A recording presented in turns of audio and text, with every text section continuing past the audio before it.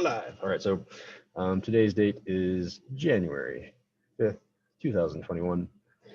We're filling out a bunch of W-4s a day. So in 2017, that's a terrible zero. 2017, you had something called personal allowances. And it was a fancy way of saying this. How much money should be withheld?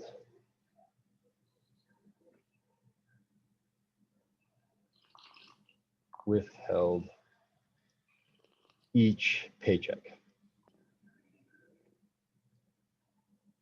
And that doesn't really affect the grand scheme of things. Like if you just take a yearly snapshot of what you got paid, nothing really happens, but it does affect your paycheck month to month and taxes at the very end. So I think you guys remember looking at my pay stub yesterday, and I was underpaying for my taxes, which means when it comes tax day, I will have to pay taxes.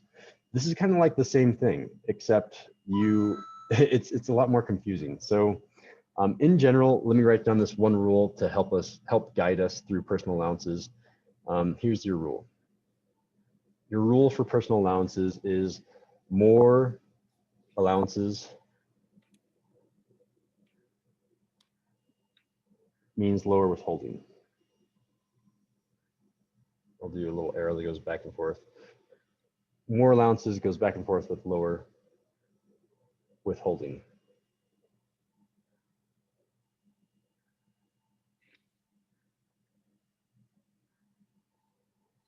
So let's talk about what that even means. In the 2017 form, I'm going to switch as soon as I see most people stop writing. What is my phone trying to tell me? Who's texting me? Oh.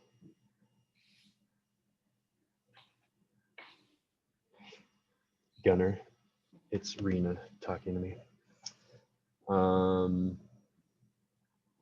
In 2017, this is your form, and you had all of these boxes over here where you either enter a 1 or a 0. That is kind of like binary. Let's zoom in here. If you can't be claimed as a dependent, you enter a 1. So let's pretend that you are your own person. Your parents don't claim you as a dependent, and then you'd enter a 1. You'd say, okay, are you single and only have one job? Okay, I can enter a 1 here. I don't have a spouse, so I'd enter a 0 here. You're going through this form and you're just reading the instructions, deciding whether you put a 1 or a 0. That being said, you don't have to follow the instructions precisely. Like you could have entered, like if you had a spouse, you could have still entered a 0 here. Why would you do that though? Whenever you put a 1 here, that is an allowance. You're increasing your allowances. And if you come back over here, we're having more allowances, which means you get more money. So if you put a higher number over here, you get more money. Or sorry, yeah, you get more money on each paycheck. So more numbers, more money, that seems like a pretty straightforward rule, but it means that you're gonna pay taxes, pay more in taxes at the very end of the year because less is being withheld going towards your federal taxes and your state income taxes. So maybe that's a better rule. So let me do a second rule underneath here. More allowances means more money on pay stub. That was the old way of doing things. And I know that I hate taxes because I always underpay, and maybe I should start maybe overpaying so I get money back on my taxes. I don't know how many of you guys have been in the situation where you have to pay money for your taxes, but it stinks. So maybe I want to enter lower numbers. I want to get less money. You can't really put all 0s here. You have to at least enter a 1 here. But if I want to enter all 0s, essentially, that means that my paychecks, yeah, they're going to be smaller, but it means I get money back when I file for taxes. So allowances in a nutshell. But then in 2018, the W-4 form changed, so there are no personal allowances. You still have to do a bunch of other stuff that were on the W-4, like you filled out your name, your social security number, stuff like that. I don't actually know if social security number's on here, home address, all that stuff. And then this was kind of the hard part, the deductions adjustments worksheet, but that's kind of the same thing that's in the current W-4 form. So I'm not going to go over this now. I'll go over it once we hit the 2020 form. And then if you have multiple jobs, you have to do a bunch of extra work, which is, again, the same thing as 2020. Everything was kind of the same, except for the fact that there are no more personal allowances. You don't have to enter ones or zeros or confusing things like that. You don't have to memorize complex rules like more allowances means more money in your pay stub. It's a little bit more straightforward and easier if you're a simpleton like me. Simpleton being as in I have one job, like I don't have like 3 jobs. I'm not filing for weird tax exemptions because I have a bunch of stock markets. Once you get rich, then this becomes a little bit harder to do. Let's fill out the current form for the 2020. So first name and middle initial. My name is student and my middle initial is A because I want the A in this classroom. My last name is awesome. My social security number, which you do enter, it's going to be 3 digits, 1, 2, 3, then 2 digits, 4, 5, and then 6, 7, 8, 9. Does everyone have their social security number memorized? Can you give a head nod one way or the other? Do you have your social security number memorized? No. And a thumbs up from Aurelio, kind of. Okay. It's something that you will eventually want to memorize, just kind of like your driver's license number, social security number, phone number. I guess phone numbers aren't really too big of a thing anymore, but it's just a few numbers in your life that you do have to have memorized. Social security number is going to be one of those things. How many people have ever, okay, let's do this. How many people, by show of hands, have not ever seen their social security number? Whoa, one of us? Who is this? It doesn't show me names, so it's Monse. Okay. It's something that's worthwhile looking into. It's usually a card that you get when you're born, like when Riley was born, like in the mail, like a month later, got his social security card. You can get a replacement, it costs money, but it's something that you just want to memorize. And sometimes, like if you go to the DMV, the Department of Motor Vehicles, if you go and try to get your driver's license, they do request a copy of your social security card. I think that is actually a topic that I want to talk about for another day. Why the social security system in the United States is terrible. Hold on, let me open up OneNote so I can remember that I want to talk about this because it's one of those things that I doubt Mr. Godoy talks about, and it's super important and terrible. Like it's, I don't know, there's a general theme in my class.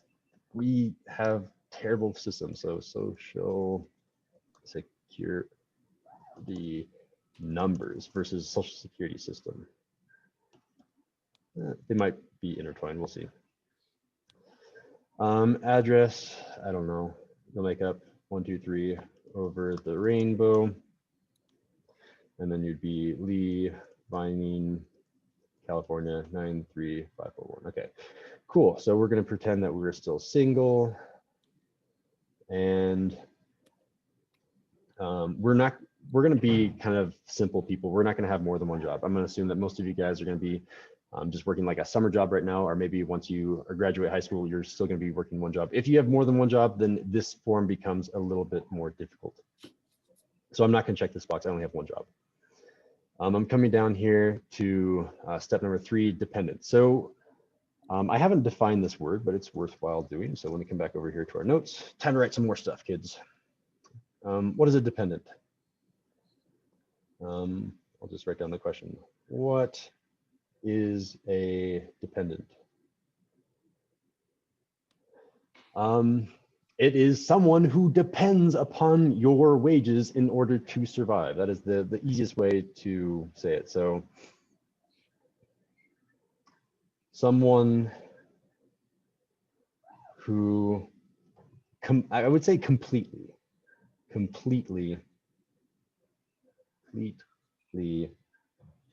depends on your money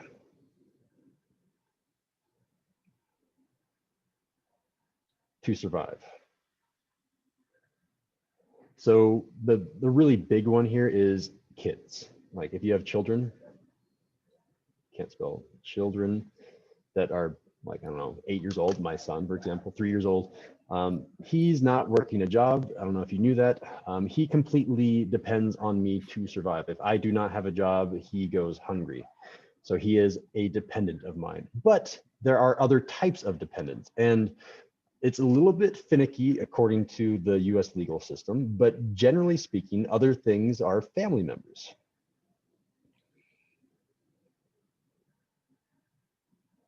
Like my grandma is retired, she doesn't work anymore, she lives with us, she depends on us to survive, she is our dependent. You have to be careful about this though, because and I guess I should start this as well, they have to be US citizens. Have to be US citizens. If they're not, then you cannot claim them as a dependent, even though they do depend on you to survive. And then for family members, it really depends on how deep into the legal code you want to go. I don't know if like an uncle would classify. I'm pretty sure anyone that's family would classify. And if you want to say like my best friend, he's basically family, you know, that gets a little bit harder to claim as a dependent. That usually isn't allowed. But children and family members are classified differently, and I'll show you that on the W form. So look here, if you are under the age of 17 and that person is a dependent, so for example, my son, Riley, he is 3 years old. He definitely categorizes as a children that is under the age of 17. And I have one of those kids. So 1 times 2,000, I would enter 2,000.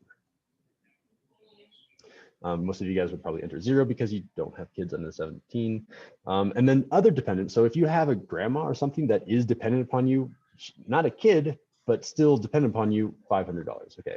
Or maybe I have 2 grandparents that live with me, so maybe I want to enter $1,000 because I have 2 other dependents other than Riley, right? And I'm just totally making this fake just for example. And then you enter, add them all up, okay, I got $3,000. I don't really need the comma there. They don't care if you have a comma. All right, so, and then you can say other income that you want withheld for part A. And again, this is why it's complicated. If I was rich, and I'm not, so I don't have to enter in anything. I don't have retirement income because I'm not retired. You guys won't be retired for a long time. You don't have to worry about this. If you have stocks and bonds, yes, you have to start entering things in here, but we're gonna leave this thing blank. We'll just say 0 for now. Deductions, and there are other deductions that you can put on here, but again, because we're going to be simple, 0 and 0. This last one is kind of the one that you might want to do because you're just like, I really, really hate paying taxes in April. And so you'll put like, just hold an extra $500, take it away from my paycheck. And then if I, in April, when I file for taxes, if I have any extra money, give that money back.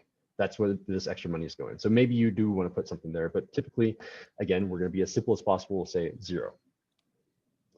Okay, you don't have to do this stuff. Usually your employer will have that filled out for you. And if not, then they're mean and then you'll have to fill that out. A bunch of stuff down here. And then this all is extra work if you have multiple jobs. You can see section 2B, if you have multiple jobs, you need to start doing a bunch of things. And this is where it gets really complicated if you have multiple jobs. Check this out.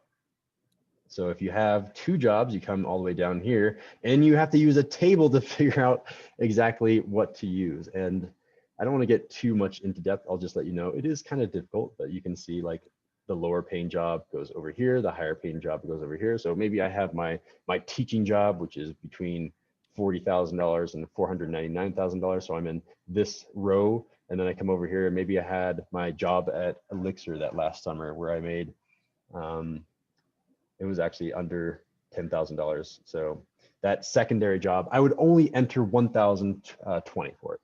So I don't put the full amount of money that I made for that secondary job. It's less.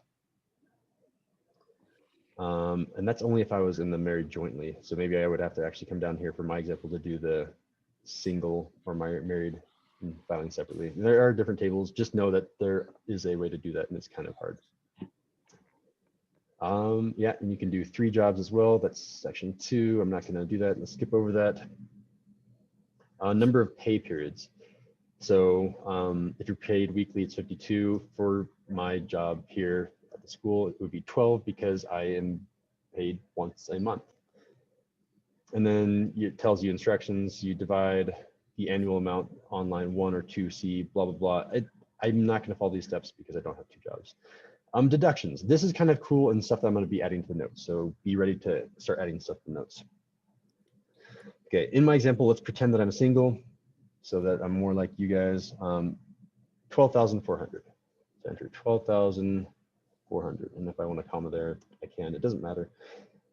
And then itemized deductions. So maybe I contribute a lot to charity. Maybe I donated, I don't know, 500 bucks. Something that I, oh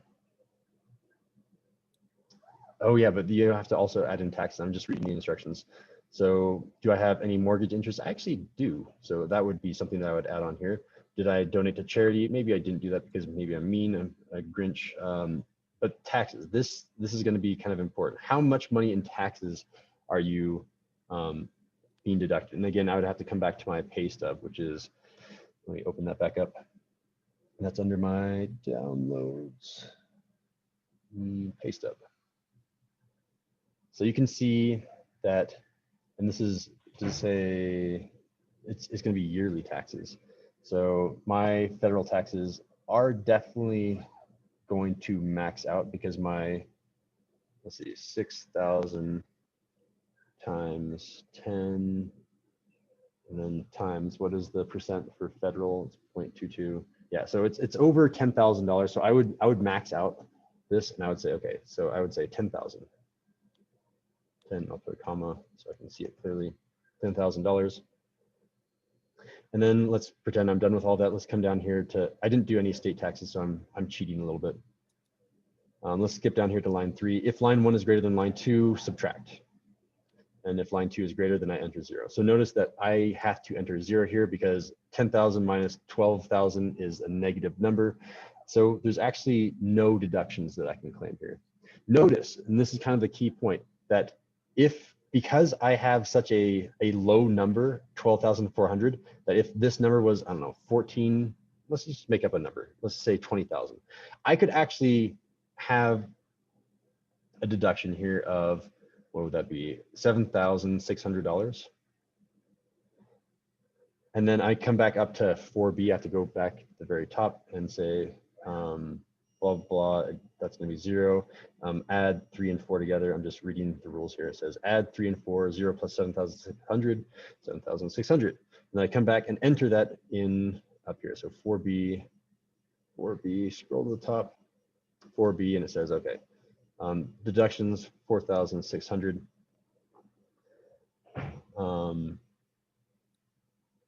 So this, let's just read our instructions. If you expect to claim deductions other than the standard deduction and reduce your withholding. So what does it mean to reduce your withholding? That means that you get more money back at the end of the year, or more money for each pay stub. So by entering a number here, you get more money because you're being deducted so much. Let me say that again. This is our deductions category. And you can just even read the instructions to make sense of it. If you expect to claim deductions and want to reduce your withholding, then you're going to enter a number here. So if I enter a number here, it will reduce my withholding, which means I get more money with each pay stub, which might sound good, but remember, you do eventually need to pay that money. Like it's going to be the same amount at the end of the year, no matter what.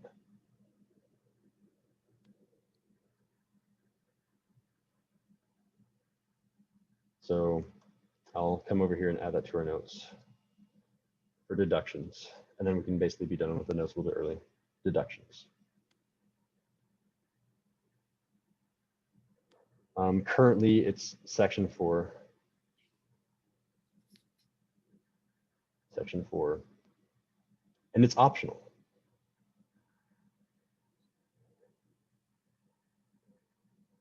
So if we want, and I'm going to go back to the instructions, if we want to reduce withholding,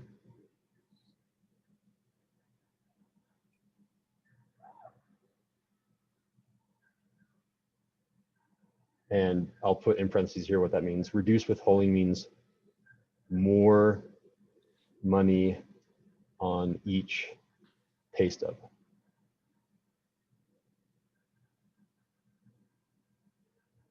So if you want to reduce withholding, which also means pay more for more in April, I guess.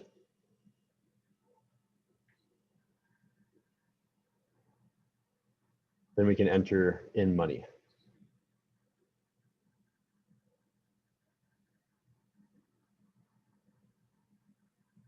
And you just use the instructions.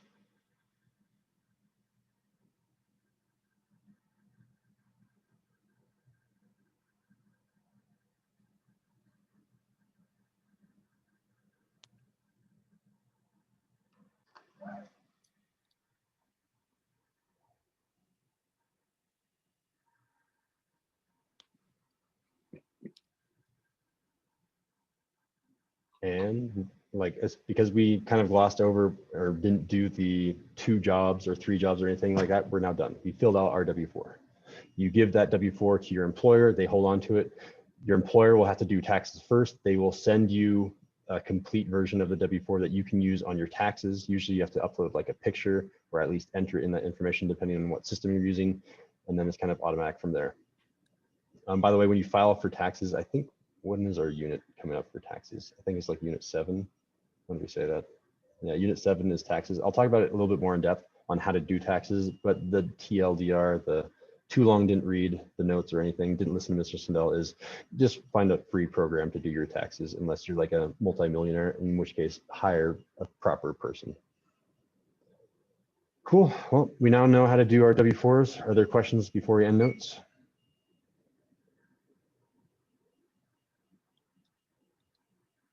All right.